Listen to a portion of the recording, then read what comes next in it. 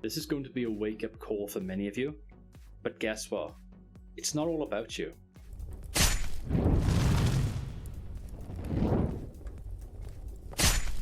Aloha, my name is Dragonheart, the Prince of Wales, and welcome to my YouTube channel. This is day 12 of 30 days to become a better live streamer on Twitch. And before we get into the crux of this video, I'd like to let you all know that I do have a Twitch channel myself. I stream every week. The name is Prince Dragonheart, and link to that is in the description below. So let's talk about community groups. Communities are the bread and butter of Twitch. They are the backbone of growing your audience, growing your channel. And guess what? You're going to have to put the work in. You're going to have to network. You're going to have to do a lot of different things to establish yourself on Twitch. You can't expect to just hit the stream button and everyone's just going to flock to your channel and it's going to blow up and it's going to be massive and it's going to be amazing and you're going to get a massive dopamine hit from it as well. That's just not going to happen. You're going to have to put the legwork in. I'm going to give you an example of how I sort of do my kind of networking, I guess. I don't want to call it networking as such because you need to be honest, you need to be genuine, you need to be able to sort of put your sort of heart into it and don't sort of go around doing like a follow for follow sort of thing, because it doesn't work like that. You're going to have to put the effort in, you're going to have to actually show people that you care about their streams and their community and that you generally do want to be there and support these people. That's what it comes down to at the end of the day. If you're dishonest about that, then people are going to see through that and you're not going to get very far. So I used to stream on YouTube. I built up a little bit of a community on YouTube, and through the YouTube gaming kind of thing back in the day, I got to meet lots of different streamers. I'm talking about people like Narcost, people like ArcDK, people like Marth Swords. They're great streamers and people who I became sort of friendly with down the years. And they're people that I can pick up, 5 years later, pop into their streams because they're now on Twitch as well. Be like, oh, hey man, how's it going? And straight away, boom, Dragonheart, how's things, man? I haven't seen you in ages. And I just pick it up and that connection's there already. That's a pre-established community that I used to be sort of a part of on YouTube. It's not there so much now because we all sort of left and went to Twitch. But people still remember and still able to talk and network and stuff with those people from back then. I've just noticed I talk quite a lot with my hands as well, so I do apologise I'm doing all of this. So I came across this group on Twitter recently, and it's like a Welsh streamers community. It has a Discord. Me being a streamer and being Welsh, it was great. I found a lot of like-minded people, and I've been able to interact and I've been able to watch lots of their streams, and there's some good people, and I'm there, I'm supporting them, I'm loving it. It's all good. And guess what? Some of those people actually come into my streams as well and watch, and they like what I do as well. That's not all of them, but some of them come across and it's great. So that's like the Welsh Streamers Network as well. That's like the second one. So we're talking about people who I used to watch and stuff on YouTube gaming back in the day. The second lot is like people who are Welsh streamers and like a community group that I'm part of on Discord and Twitter and stuff. Next up then we've got what I would call the Apex gang.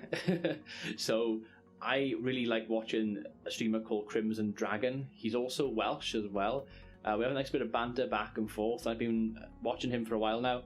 I'm a sub of his as well, and it's good stuff watching him. He's really entertaining, really funny. I'd recommend him as a streamer if you're looking to chill out and watch somebody.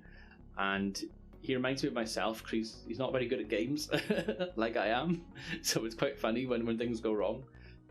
But he plays Apex sometimes with another group of people who also all stream, and I've been able to get to know all these different people in this like Apex groups. People like Devilish Monkey, for example, and they're all cool people.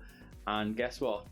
That's like a third group of people. If you want to put them into boxes, if you want to put them into organized boxes and say this is a community group, this is a community group, this is a community group, then that's the third box, right? So this is the third box in my head now, if I want to sort of talk about it from this kind of point of view. Then you got like the Total War gang and all my own friends that I actually know and love and stuff. People who have been there and supported me in the YouTube days. People who were there watching my YouTube videos 7 years ago doing Total War stuff. People who came to my wedding, last year, and I've been good friends with for many years now.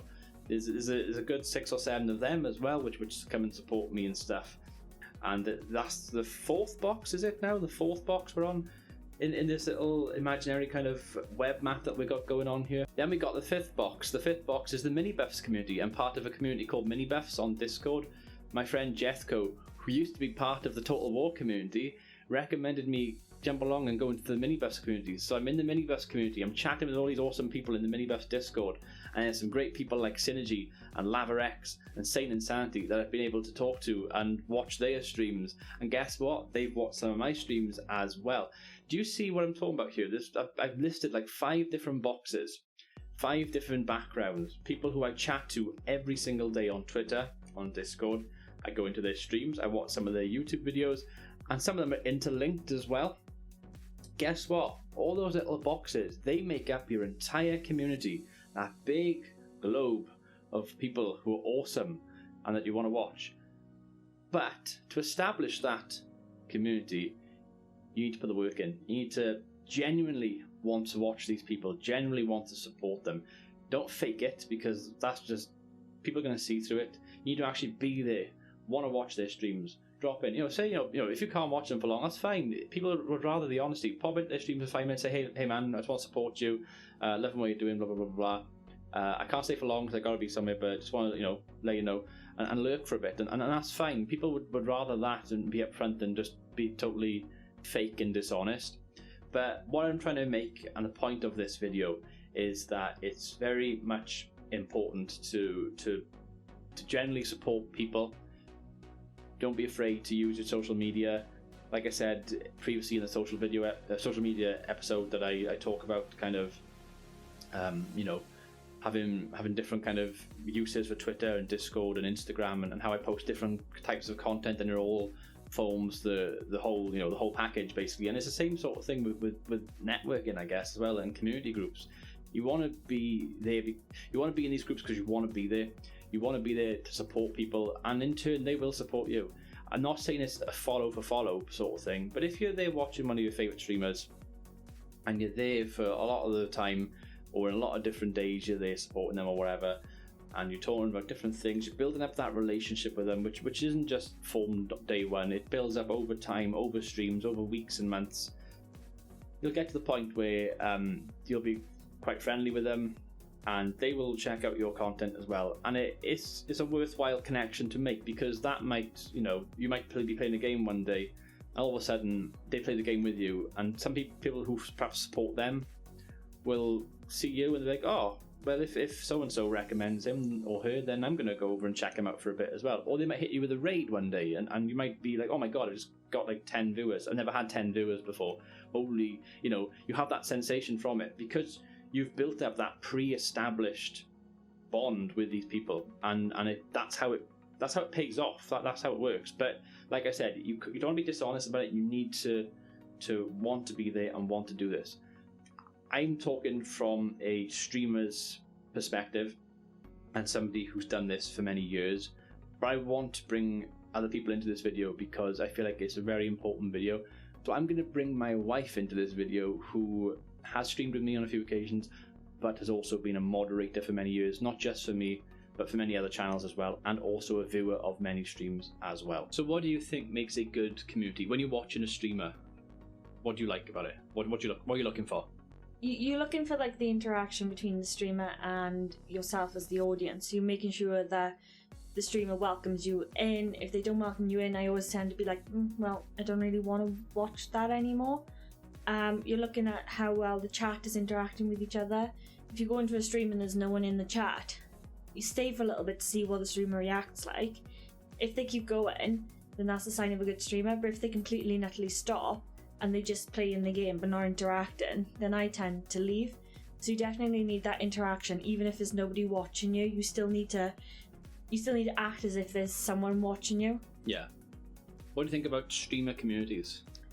I think you need to be involved in communities, because communities allow you to grow, not just as a streamer but as a person, because you interact with so many different people out there. Like, I know for myself, I'm literally in so many different communities. There's people from all over the world that I interact with, and that has helped me as well as a person. Yeah, so like the kind of mental aspect of it, the emotional aspect of Definitely, it as well. Yeah. Yeah, because like I've been talking about in this video about like how I'm involved with like the Welsh streamers community, the minibus community, the American streamers, and things like that, all different groups, and how it all makes one community as a whole. I feel like when you're involved in different communities as well, like if you're a streamer within that community, you're giving almost like back to that community as well as them helping you. Yeah. Because you can ask questions and they can answer them for you. If you're not too sure of something, if something will work or not, you can just like be in Discord and just drop that in the Discord, and then the next thing you know, you've got that answer. And if it doesn't work, it doesn't work. Exactly. That's okay too. Anything else you'd like to just finish on? This YouTubing's quite hard, isn't it? I think we've pretty much got the message here, though. So don't be sort of fake about it. Like, be genuine. Be genuine and be authentic to yourself as well. And as a streamer, you're gonna project parts of your personality that you want to get across to people, and that's okay. But don't be completely fake about it. So like, if somebody comes into your chat, don't turn around to them and be like, ugh, or anything like that. You gotta be in the zone. You've gotta be yourself, and you've gotta make sure that you just interact the way you know. Yeah, I think that's a good point to end on, really. So, yeah, I've been Dragonheart, the Prince of Wales. She's been me, Panda Princess of Wales. And until next time, goodbye. Bye.